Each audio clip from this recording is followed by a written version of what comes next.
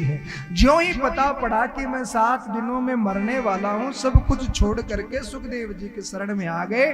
पूछा, प्रभु म्रियमाणस्य किम कर्तव्यम, मरने वाले को क्या करना चाहिए? सुखदेव जी ने कहा, परीक्षित, मरने वाले को अपना मन भगवान में लगा देना चाहिए।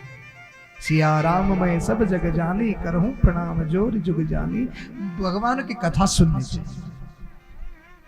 परीक्षित, बहुत सुंदर प्रश्न तुमने किया है, क्योंकि संसार में ऐसा कोई है ही नहीं जो मरने वाला नहीं है, और तुम्हारा यह प्रश्न सबका कल्याण करेगा। परीक्षित, हर जगह पर परमात्मा है। ये पूरी सृष्टि भगवान से बनी है। जन्मादस्य यतोन्वयादि तरतस् चार्थेषु विज्ञस्वराट, ये सब परमात्मा से बना है। परीक्षित जी ने कहा, महाराज आप कह रहे हो कि ये सब जगत भगवान से बना है, भगवान ने सबसे पहले क्या बनाया?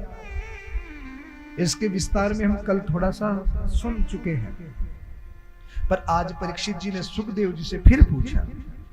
बोले, सबसे पहले क्या बना? ये भागवत जी का द्वितीय स्कंद है, जिसमें परीक्षित जी का ये प्रश्न है कि सबसे पहले क्या बना। आजकल अंग्रेजी स्कूलों में क्या पढ़ाया जाता है पता है? बोले, आदमी होने से पहले बंदर था,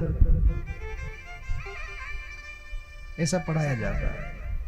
फिर धीरे धीरे धीरे धीरे धीरे धीरे धीरे धीरे वो आदमी बना, फिर धीरे धीरे धीरे जागृति आई, ज्ञान बढ़ा, आविष्कार हुए, फिर वो आदमी बना, ऐसा पढ़ाया जाता है। आप लोगों ने सुना है कभी ऐसा? महेंद्र जी सुना है? तो जिनसे सुना है ना, उनसे एक बार जाकर के कहो कि मेरे पास एक बंदर है, उसको आदमी बनाओ ना। अगर बंदर से आदमी बनाओ तो यहाँ अपने गलता जी में कितने बंदर हैं? कभी देखा अपने आदमी बनते हुए? कोई साइंस की ऐसी टेक्नोलॉजी है क्या आज तक जो बंदर को आदमी बना दे? भैया, आज भी सनातन धर्म में जब संकल्प बोलते हो ना, तो अपना गोत्र बोलते हो। हम बंदर की संतान नहीं है। होंगे कोई लाल मुंह वाले बंदर की संतान, हम नहीं हैं। हम तो ऋषियों की संतान हैं। हमारा सबका अपना अपना गोत्र है, एक परंपरा है, एक शाखा है, एक शिखा है, एक अपना वेद है।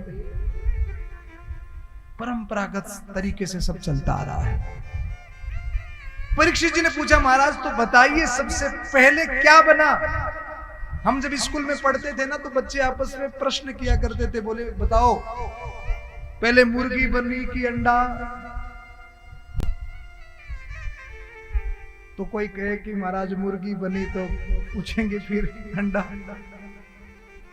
कैसे आया? अंडा पहले बना तो फिर मुर्गी कैसे आया? प्रश्न तो है, पर इसका जवाब नहीं है। भागवत जी इसका जवाब देती है। सबसे पहले क्या बना, कैसे बना? सुनिएगा, थोड़ा सा समझ में आएगी बात। एक बार एक वकील साहब थे, तो उनके एक बेटे ने उनसे पूछा, बोले, पापा ये बताओ ना, ये संसार कैसे बना? ये नदियां, ये पहाड़, ये फल, ये फूल, ये चंद्रमा, ये तारे सितारे, ये आकाश वायु, ये सब कैसे बना? अब पापा वकील साहब थे, LLB कर रखी थी, पढ़े लिखे बहुत थे, पर कभी वेद शास्त्र नहीं पढ़े, तो ज्ञान नहीं था। बेटे से कह दिया, बेटे यूं ही अपने आप बन गया, अपने आप बन गया। इतना कह करके वकील साहब कोर्ट चले गए। बेटे ने घर बैठे बैठे पापा की एक सुंदर सी फोटो बनाई। फोटो बना करके पापा के कमरे में रख दी। शाम को वकील साहब घर आए, सूटकेस धरा, कमरे में बैठे, देखा सामने एक सुंदर सी फोटो लगी हुई है खुद की। मन प्रसन्न हुआ। बेटे को बुलाया, छोरा इधर आ। हाँ पापा, ये इतनी सुंदर फोटो किसने बनाई? बेटे ने कहा, पापा अपने आप बन गई, अपने आप बन गई। पापा ने कहा, मुझे पागल समझता है क्या? इतनी सुंदर फोटो अपने आप कैसे बन सकती है? किसी ना किसी ने तो पेंसिल चलाई होगी, किसी ना किसी ने तो स्केच किया होगा, कलर भरे होंगे, अपने आप कैसे बन सकती है?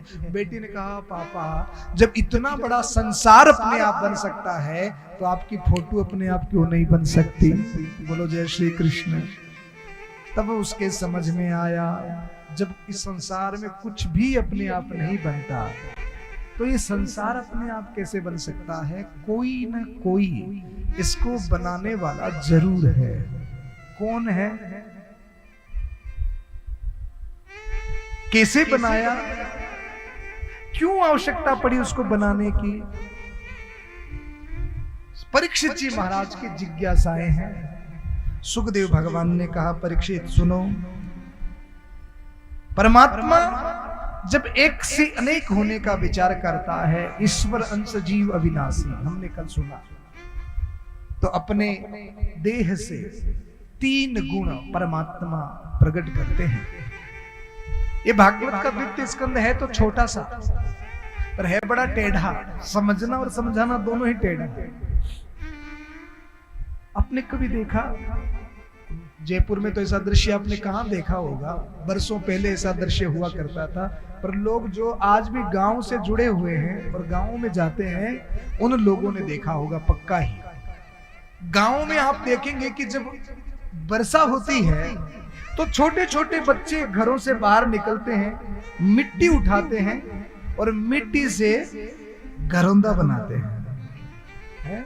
अपने मारवाड़ में केवे गोगा बनावे, घरोंदे बनाते हैं, घर बनाते हैं, लड्डू बनाते हैं। मानो वो बच्चा अपने मन मस्तिष्क बुद्धि के अनुसार एक एक दुनिया का वो निर्माण करता है। बहुत सुंदर सुंदर चीजें बनाएगा। जब तक उसका मन करेगा तब तक बनाता रहेगा। बीच में कोई डिस्टर्ब करे तो उसको सहन नहीं होता, किसी को हाथ नहीं लगाने देता। जब तक मन करेगा तब तक खेलेगा, और जब खेलते खेलते मन भर जाता है तो क्या करता है बताओ जरा? जितने प्रेम से उसने बनाया उतने ही प्रेम से नाच कूद करके तोड़ भी देता है। न तो बनाते समय कोई दुख, न तोड़ते समय कोई दुख, हमेशा प्रसन्नता। ये परमात्मा का गुण है। सी करते त्यों लोक सुपासी, सो आनंद सिंधु सुख राशि।